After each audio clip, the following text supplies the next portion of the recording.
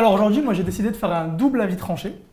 Un avis tranché qui va vraiment être sur le foot et un autre qui va dépasser le cadre du foot, comme j'aime beaucoup faire. Et j'aimerais d'abord revenir sur la tisane de Jacques-Henri Hérault. Et moi je trouve que la grande erreur de Jacques-Henri Hérault, ça a été de citer la marque Éléphant. Donc moi, pour contrebalancer, j'ai décidé aujourd'hui de vous ramener une autre tisane, c'est un thé, parce que je préfère le thé.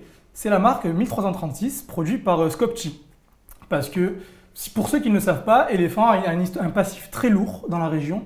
La tisane Éléphant a été fondée à Marseille. Et il y a quelques années, le groupe Unilever a fusionné Lipton et Éléphant et a mis sur le carreau les ouvriers de l'usine de Gémenos. Ces ouvriers sont rentrés en conflit et ont créé leur marque après 1336 jours de lutte, c'est-à-dire un peu plus de 5 années.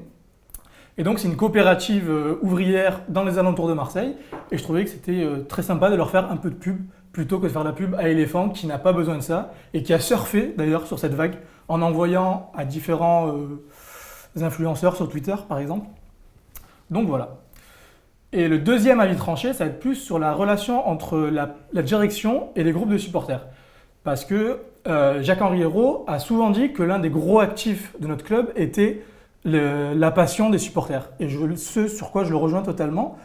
Et je trouve qu'il y a eu quelques couacs, malheureusement, tout au fil de la saison. Notamment avec le Commando Ultra. Après le match contre le PSG, où il me semble que tout le monde peut dire qu'on s'est relativement bien comporté au vu de la rouste qu'on s'est pris, le Commando Ultra a vu son parquage fermé lors du match contre Dijon. Et la direction avait affirmé au Commando qu'il les soutiendrait devant la Ligue, ce qui n'a évidemment pas été fait. Et on a pu voir des messages de revendication lors d'OM Saint-Etienne. Donc c'était déjà un premier mensonge qui est assez dérangeant à mes yeux. Et l'autre mensonge, ça a été que Jacques-Henri Hérault a dit à plusieurs reprises que le prix des abonnements en virage n'augmenterait pas. Et il a augmenté de 5 euros. On pourrait dire que c'est symbolique, c'est que 5 euros.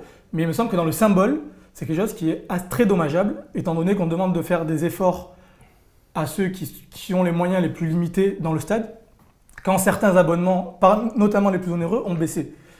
Et le dernier petit couac à mes yeux entre la direction et les groupes de supporters, ça a été la lettre récente envoyée aux Winners pour leur expliquer que le parquage haut, que la partie haute du virage sud serait fermée pour les 2 barrages d'Europa League.